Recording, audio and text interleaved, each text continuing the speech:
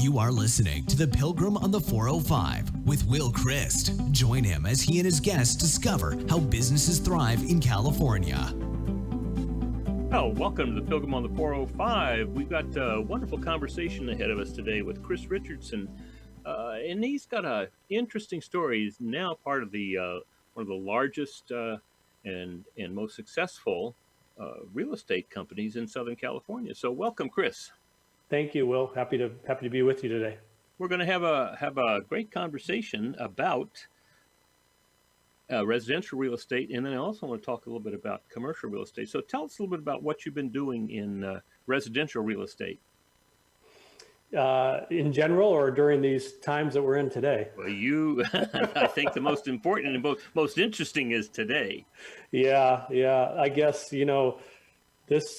each week has been, its own adventure, I guess I would say. I mean, the first couple of weeks, there was just so much information coming at us, and a lot of legal documents changing, and information from California Association of Realtors and from our risk management attorney, and trying to really figure out, okay, how are we going to be able to hopefully do business, albeit in a different way than we were before. But so there was that kind of head spinning for 2 weeks, and there was a little bit of a stability, and then things quickly change again. So it's been, I think the biggest challenge has been, there's been so much time and effort spent to understand really the changing legal parameters in terms of, how are we able to interact and do our business. And so that's been probably one of the biggest challenges, and, adapting to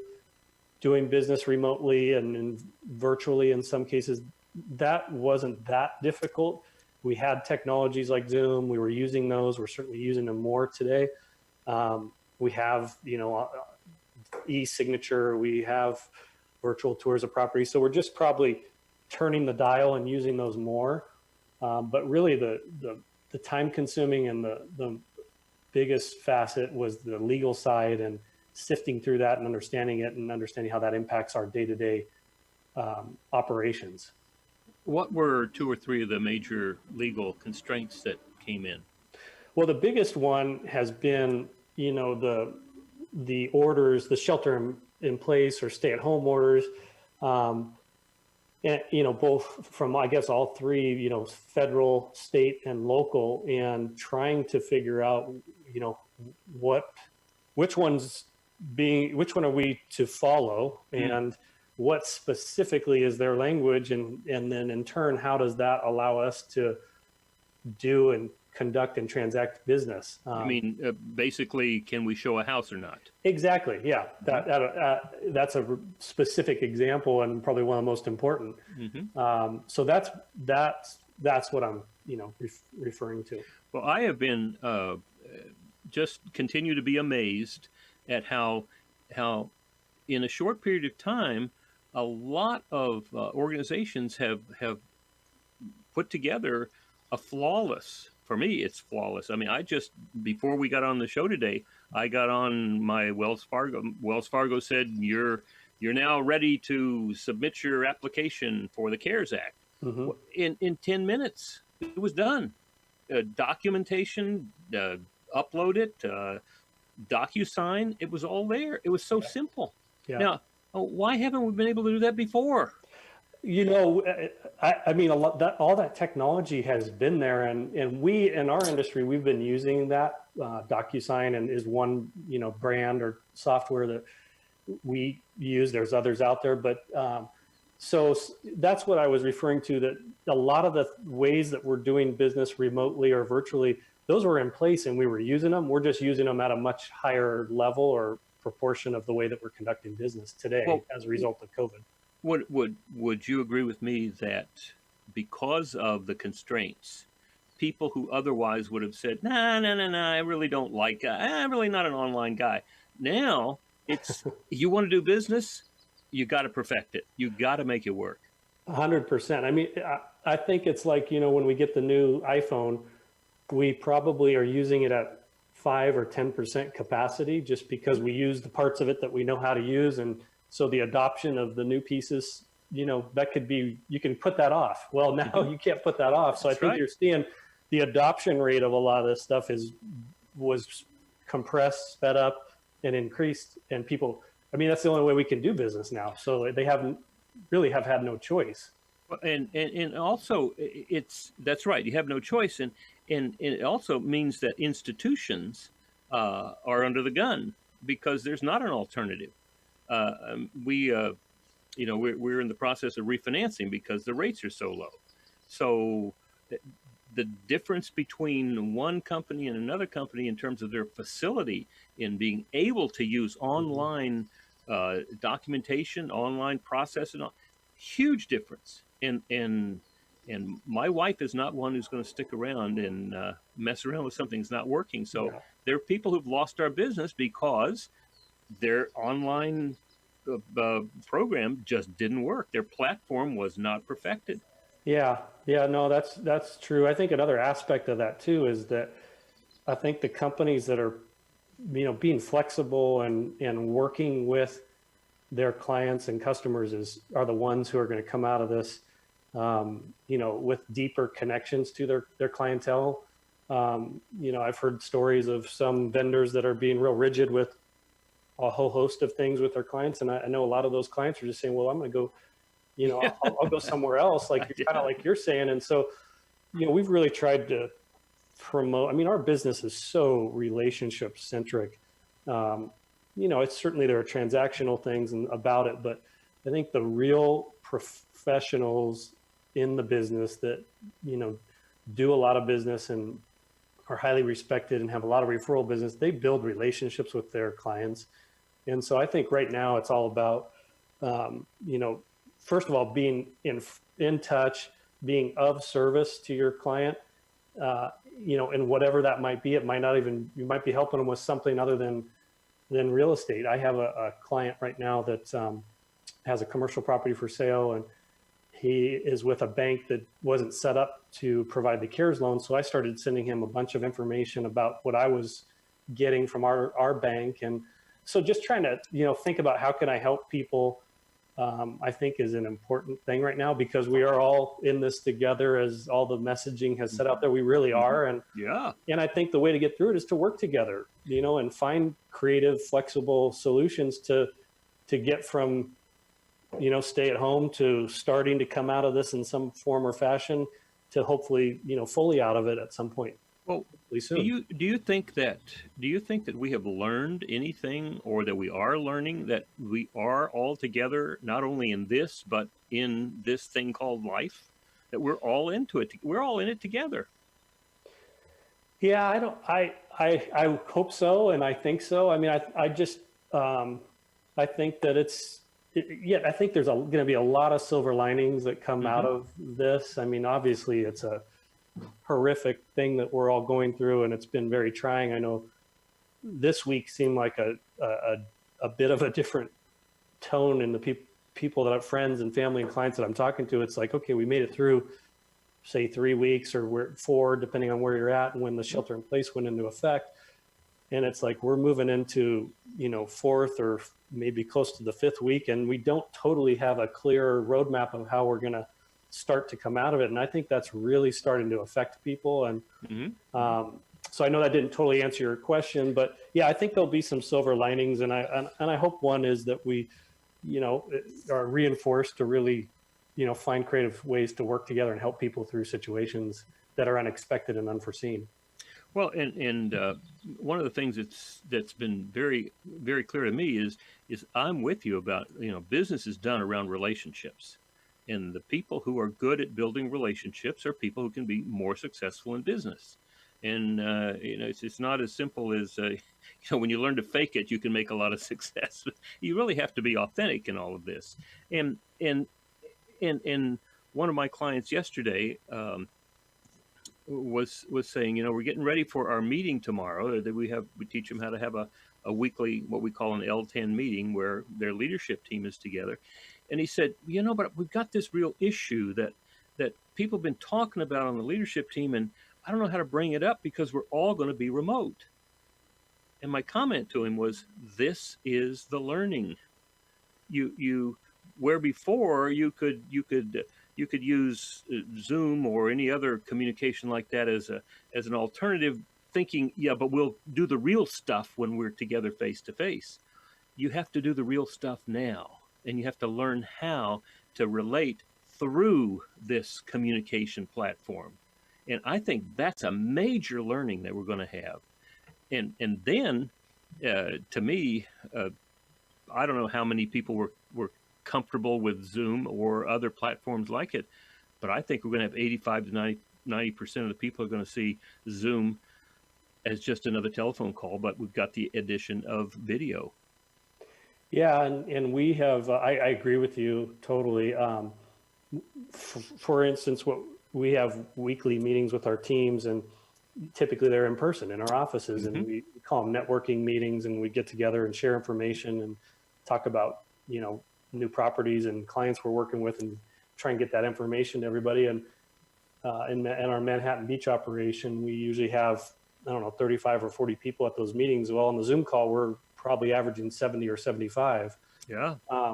And it's obviously it's not in person and it's different. However, you are still able to connect and make connections and, see the nonverbal communication. And so it's gets you fairly close. And I think that's, for us, will be one of those silver linings. It'll probably be a method that we use going forward. We'll go back to having the meetings too, but I think maybe every other meeting we'll do through Zoom, because it allows another 10 or 15 people to join, and it takes some pressure off of getting ready and driving to the office. So yeah, I think we're going to the term new normal, I know it is probably overdone and stuff, but there's the normal coming out of this is going to be different, that's for sure, and some of it will maybe better.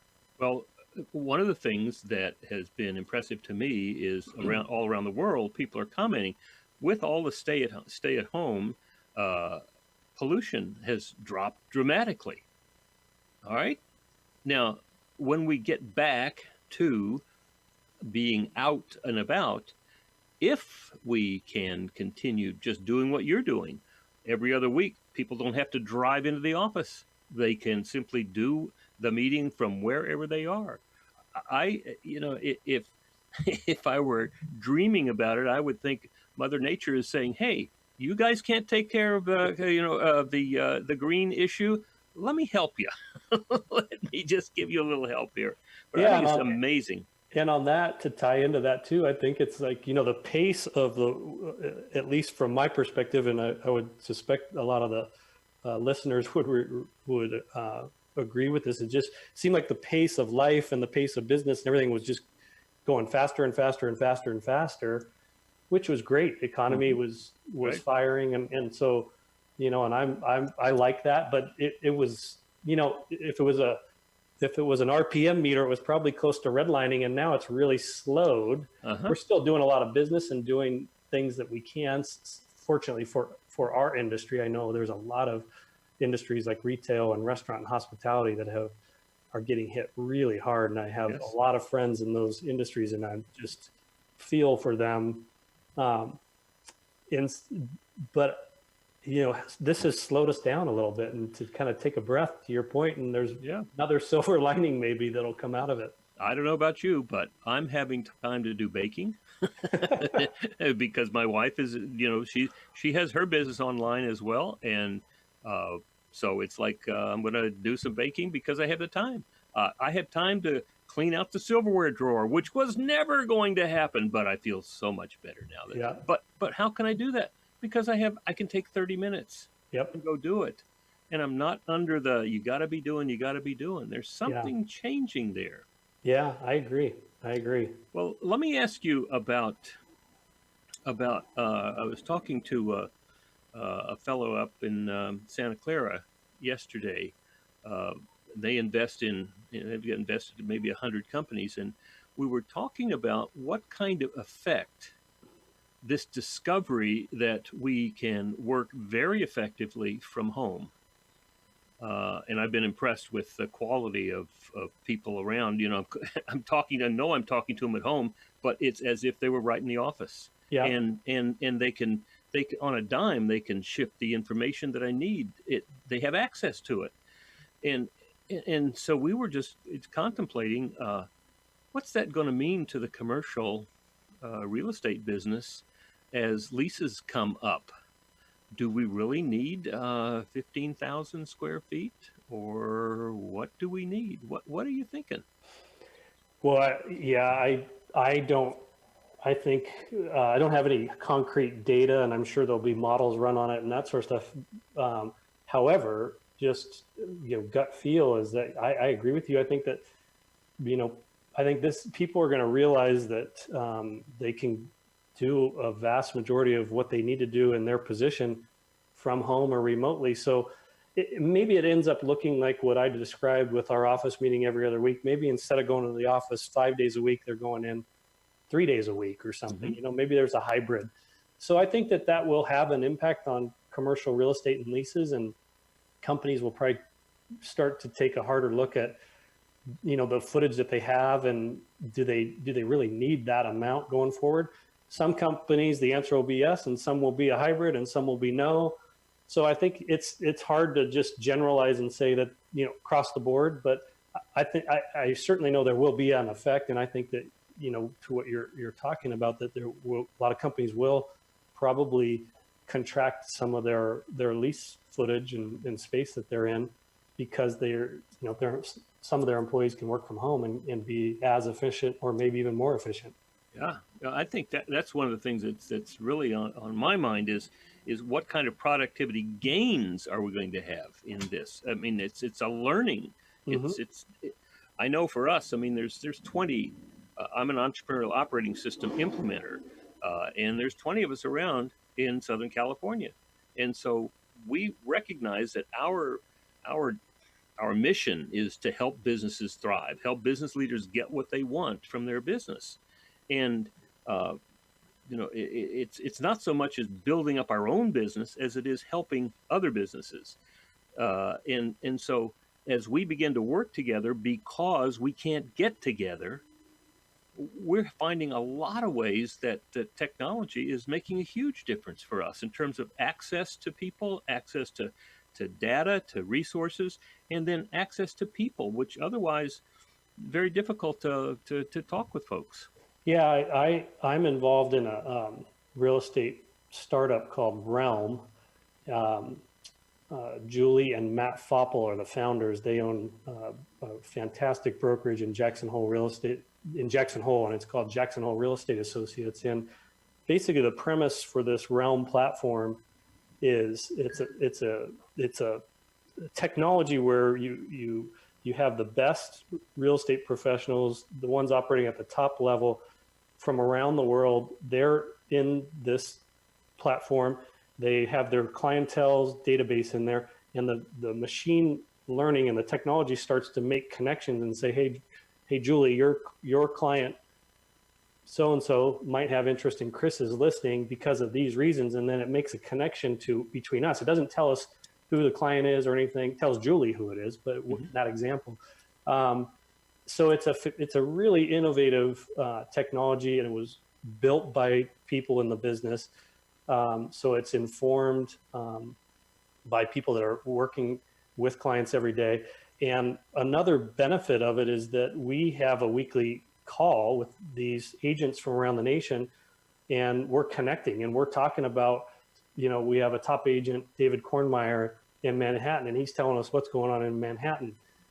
We have Gary Gold on the phone, who's a top agent in Beverly Hills, and he's giving us his insight and perspective, and we're collaborating and connecting in a way that we never have before, and building relationships with like-minded professionals. And you can just imagine what kind of business that will lead to. So again, there's just so many things, and that technology was being built well in advance of COVID hitting, but even through that, it's flourishing, and it's because we're connecting these people in a way where we can really share information. And so there's been some really interesting facets of how we're doing business now, and that's one example that your comment made me think of. Yeah, well, I mean, it's a big reset. I don't know about you, but when I started off, whatever you want to think about is starting after college, after graduate school, different businesses. But whenever there's this starting off, then there's a lot of running around looking, and you have to be innovative and creative, and you have to do a lot of different things, and because you don't have the patterns.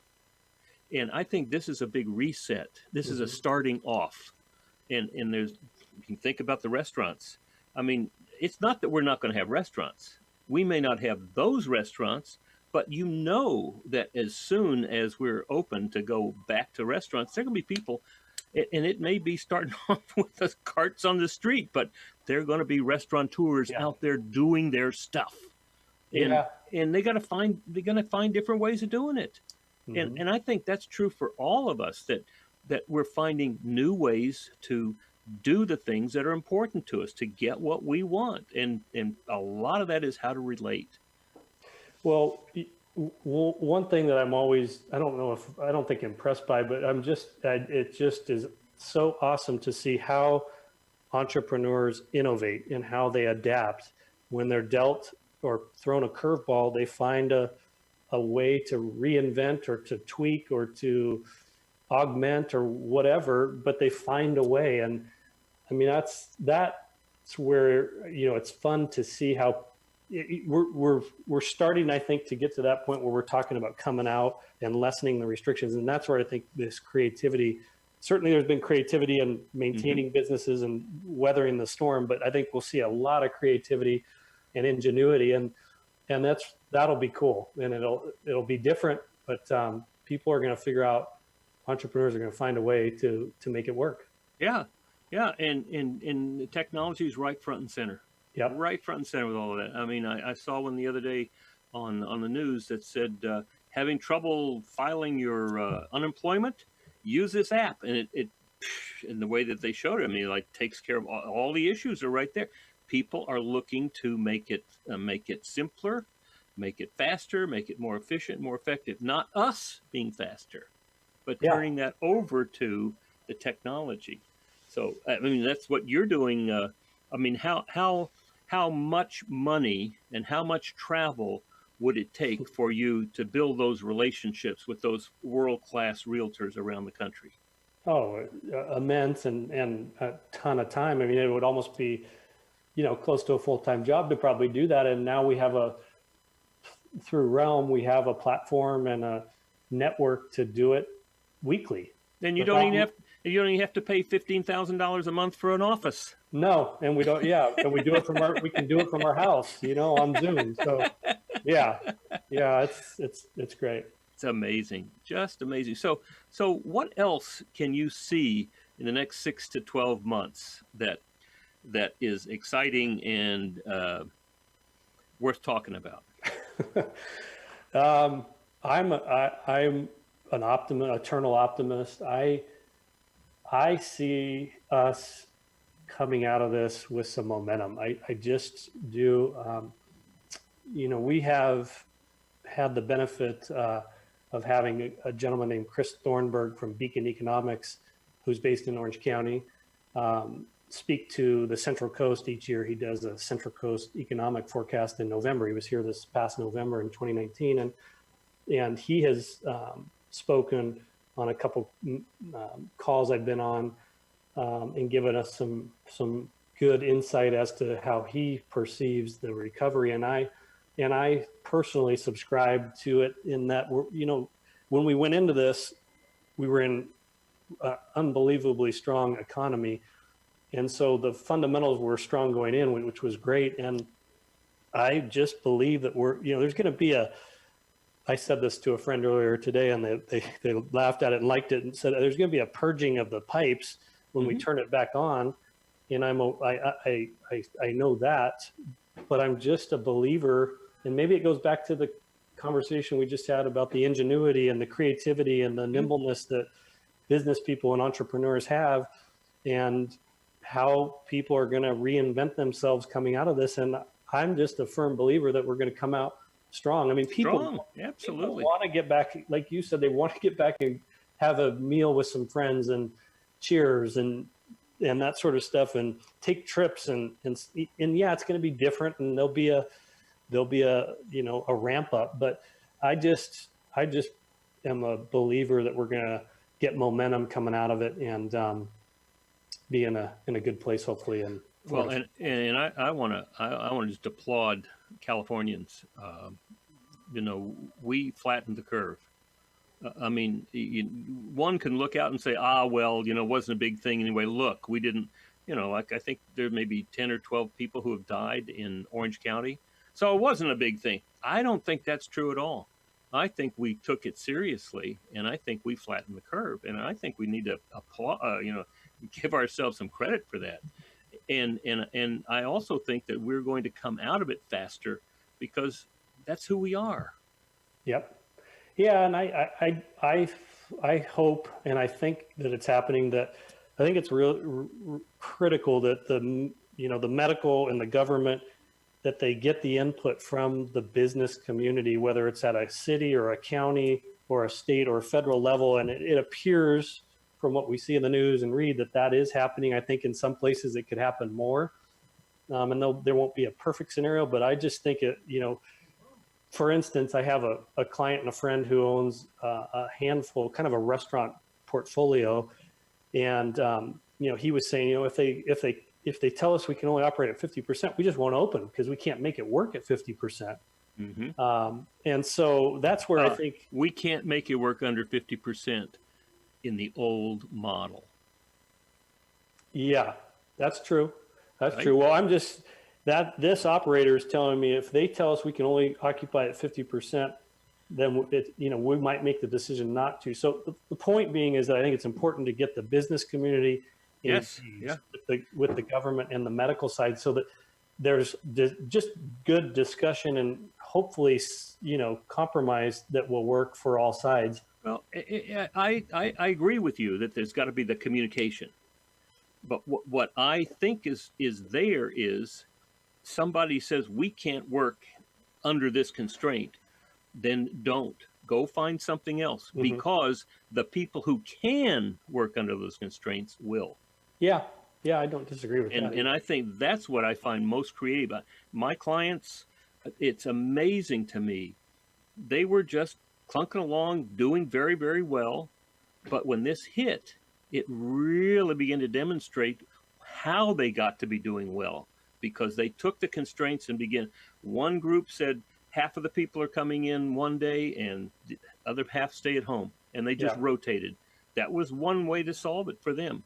Others said, we're an essential business, so we have to learn how to operate at 6 feet apiece apart. And it, to me, it's something like this that really demonstrates the creativity and the innovation that's just part of California. Yep, I agree. And it's not as simple as we just pick up and move to Texas or Nevada or this is a very creative place, and that's exciting to me. Yeah, I agree.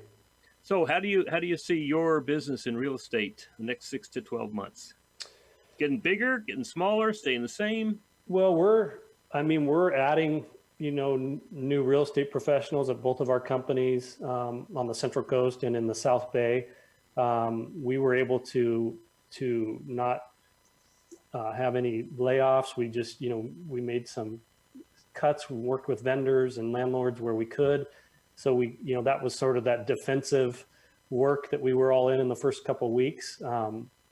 So, I'm pleased and proud of that. And we're entrenched in our communities. I mean, in our business, like we talked about earlier, and like many businesses, it's so relationship centric and community centric that we're just trying to let the communities and the clients that we serve, that we work with, know that we're here to serve them through this time and help them. And it may not, and most of the times right now, it doesn't have anything to do with real estate. So I think that's been our focus, and we are trying to kind of flip the switch and look a little more in an offensive manner, let's say, or switching from a defense to offense to kind of figure out, okay, how can we come out of this and hit the ground running?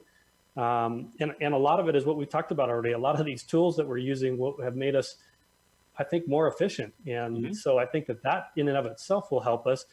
And just being out there and engaged with the community and our clients will position us. So the future, I think, is bright, and we're excited. I think that I'm just optimistic that, like we talked about earlier, that the economy will start to turn back on and will ramp back up because of the fundamentals and the momentum that we had coming into this situation. So you said that you guys were spending a lot of time with people doing things that didn't have to do with real estate.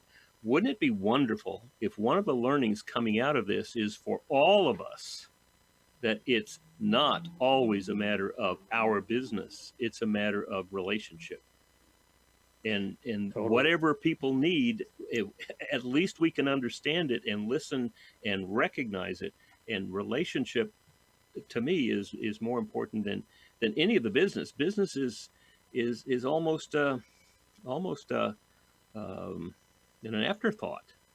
I heard a great line yesterday: service over sales, and I think that's at this time and beyond. I think that's really important. I mean, being of service and being there to help, and whatever the clientele or the contact needs, that's where you really build a relationship. And then, of course, for us, it's real estate. When they have a real estate need, then if you've built that level of service and you've been there for them, they're going to call you. That's right. That's right. Yeah. Well, this has been wonderful, Chris. I really appreciate you taking the time to be with us. What would you like to say to folks? Wow, that's a big question. I just think keep the faith. We're, like we talked about, we are all figuring this out, and in some form or fashion together. And the ingenuity and the creativity that we talk so much about today, I think that will prevail, and that's what I'm going to bet on, and that's how I see the future. And I think the future is in the near term and hopefully long term is really bright. So good. If somebody wanted to get in touch with you, how would they do that? They can call, email, or text. I don't know, should I give my emails and phone numbers or our website? Only if you want people to talk with you. Yeah, I'm happy to. Our email is, or let me give you our website, strandhill.com is our real estate brokerage in the South Bay, Manhattan, and Hermosa Beach, strandhill.com. And then on the Central Coast, San Luis Obispo County, our company is called Richardson Properties, and the website address is richardsonproperties.com. I'm on there. My email's on there, my cell phone's on there, and I'm here to serve. Great. Well, it's been wonderful talking with you. And this is just one more example of how, even in the midst of these constrained circumstances, businesses in California can thrive. So it's been great to be with you, Chris. Thank you. You are listening to the Pilgrim on the 405 with Will Christ. Join him as he and his guests discover how businesses thrive in California.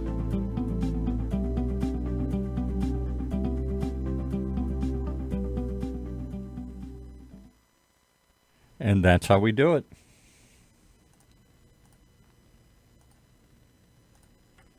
No, I haven't.